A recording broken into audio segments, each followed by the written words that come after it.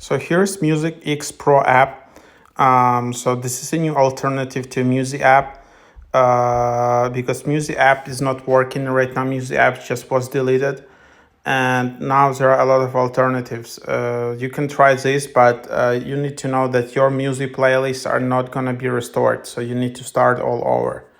So here's the app, and this is just how it looks like. There are a lot of ads in a free version. You just go in here. There are a lot of customizations: app language, app color, the theme. You can edit home screen. You can select sleep timer, media quality, and then you just go and organize your music, organize your artists, and then obviously you create playlists. So just create playlist, new list. You can import Spotify list, import Spotify user. You can't import music playlist. So that's what it is.